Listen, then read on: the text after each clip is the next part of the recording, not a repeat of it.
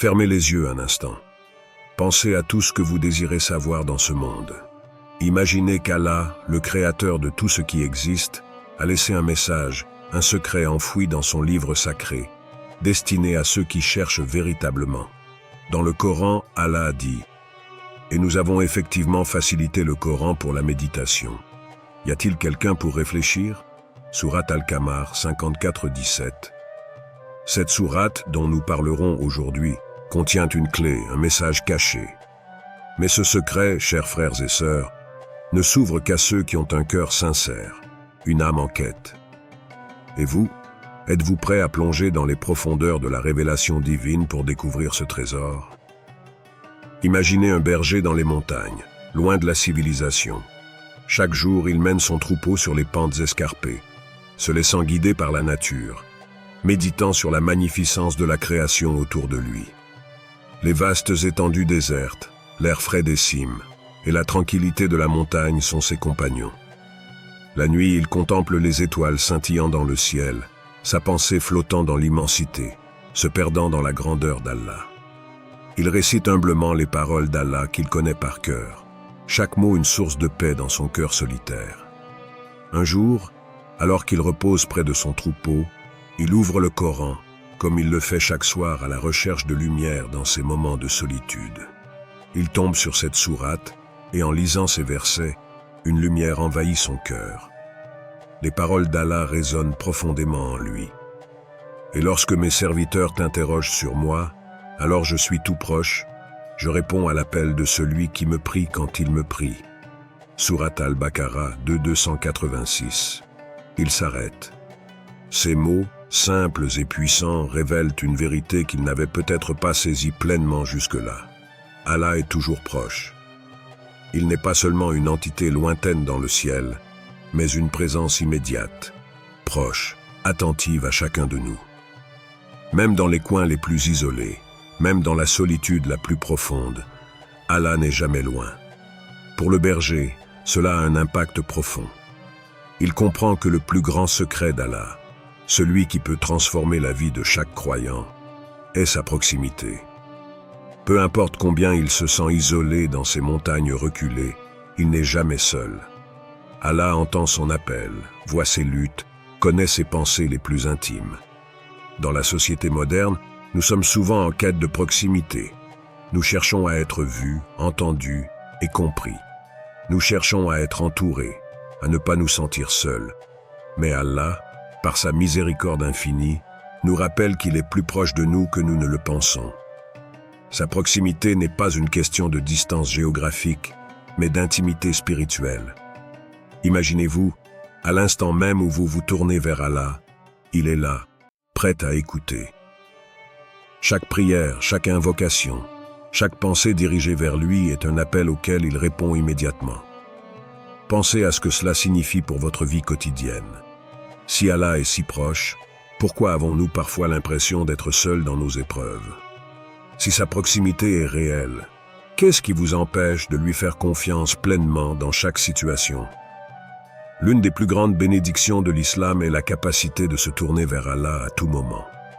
Pas besoin de passer par des intermédiaires, pas besoin de chercher un endroit particulier, mais simplement, dans chaque souffle, dans chaque geste, dans chaque prière, Allah est là. Il est là pour écouter votre appel. Il est là pour apaiser votre cœur. Pensez à un moment où vous vous êtes senti seul, accablé par les défis de la vie. Si vous aviez su à ce moment-là, dans les profondeurs de votre être, qu'Allah était plus proche de vous que votre propre souffle, comment cela aurait-il changé votre perception de cette épreuve? Ce secret d'Allah, révélé dans cette sourate, est à la fois une promesse et une invitation. La promesse que Dieu ne nous abandonne jamais, même dans les moments où nous nous sentons perdus ou déconnectés. L'invitation, c'est de le rechercher activement, de lui faire confiance, de lui parler, parce qu'il est toujours là, tout prêt, prêt à répondre à ceux qui l'appellent. En méditant sur ce verset, le berger ne ressent plus jamais de solitude. À chaque souffle, il sent la présence d'Allah, un guide silencieux dans chaque moment de sa vie. Il est en paix, sachant que la vraie proximité n'est pas de rencontrer des gens, mais de se tourner sincèrement vers celui qui nous a créés. celui qui connaît les secrets de nos cœurs et qui est toujours prêt à répondre à notre appel.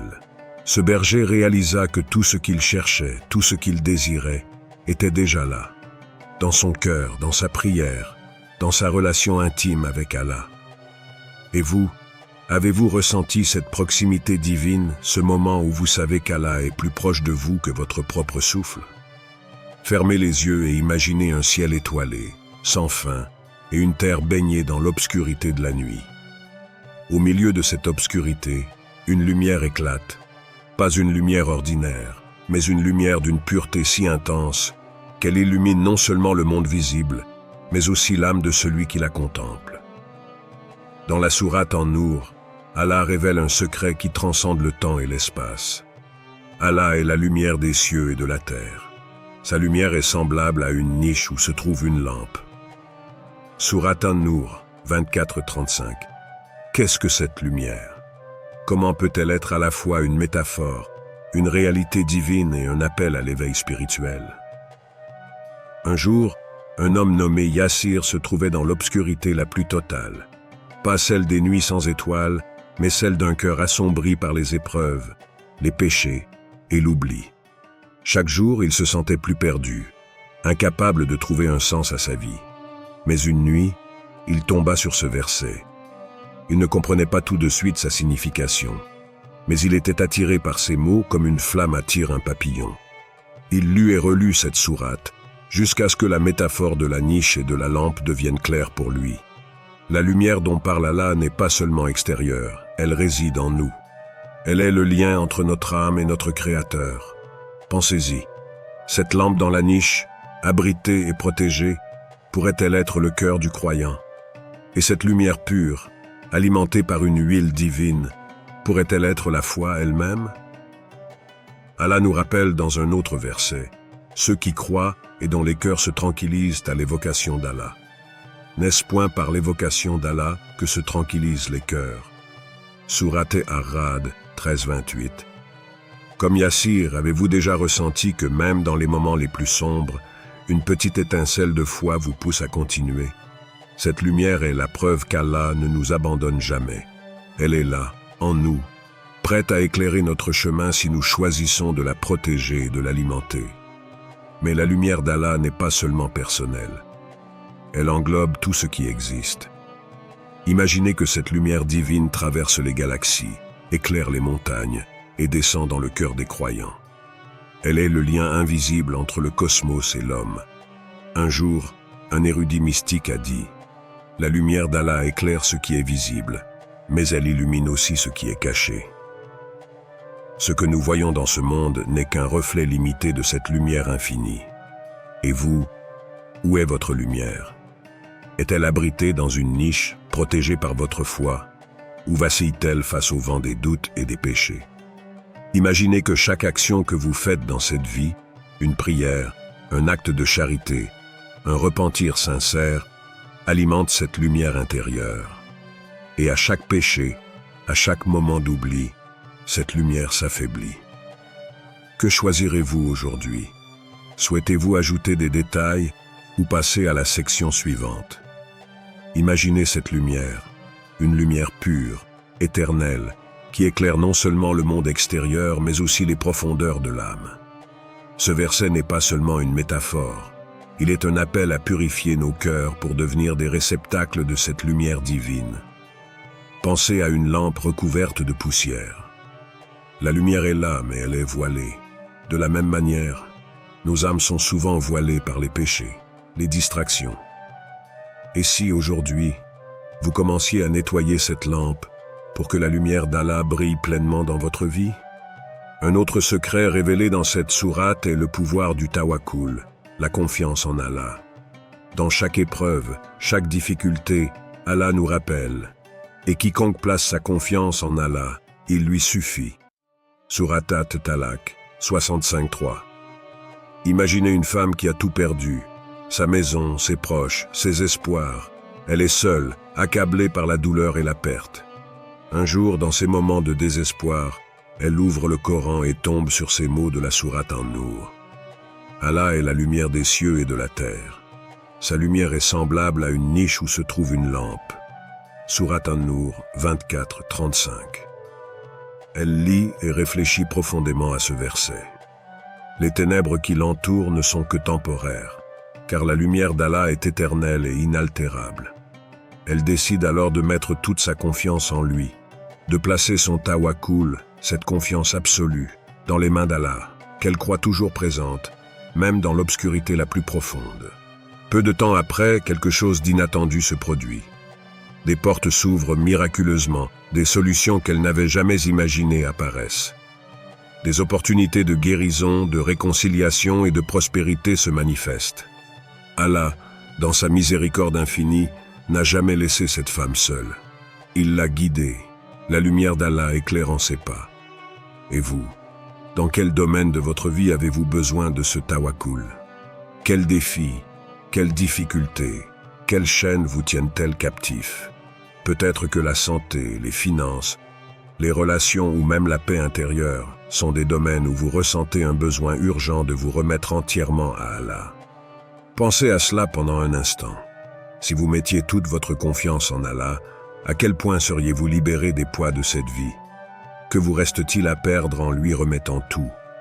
Le tawakkul n'est pas un simple acte de soumission, c'est un acte de libération.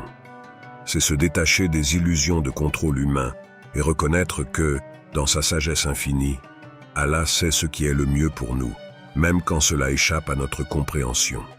Ce secret, révélé dans cette sourate, est un cadeau à ceux qui savent regarder au-delà des difficultés immédiates et voir la lumière qui attend ceux qui ont foi. Rappelez-vous des paroles du prophète Muhammad, paix soit sur lui, qui a dit « Si vous placez votre confiance en Allah comme il se doit, il vous sustenterait comme il sustente les oiseaux. Ils partent le matin vides et reviennent le soir pleins. » Tirmidhi. C'est cette même confiance qui vous est offerte aujourd'hui. Laissez-la pénétrer profondément dans votre cœur. Chaque jour où vous marchez avec confiance en Allah, une lumière se diffuse en vous, éclairant même les moments les plus sombres. Quelle chaîne seriez-vous prêt à briser si vous mettiez votre entière confiance en Allah? Quels obstacles insurmontables se dissolveraient si vous acceptiez de vivre selon ce principe de tawakkul? Allah, dans sa grandeur, a promis à ceux qui lui font confiance qu'il ne les laissera jamais seuls. Et si cette lumière ne fait pas seulement partie du monde extérieur, elle fait aussi partie de vous, illuminant votre cœur, votre âme et votre chemin. Vous êtes en sécurité dans sa lumière. Allah dit « Ceux qui ont cru et dont les cœurs se tranquillisent à l'évocation d'Allah. » N'est-ce pas par l'évocation d'Allah que se tranquillisent les cœurs? Sourate Arad 13.28. Fermez les yeux à nouveau. Ressentez cette paix, cette lumière. Sachez qu'Allah vous guide, qu'il est avec vous à chaque instant. Le plus grand secret d'Allah n'est pas caché. Il est dans votre cœur, prêt à être découvert si vous êtes prêt à ouvrir votre âme.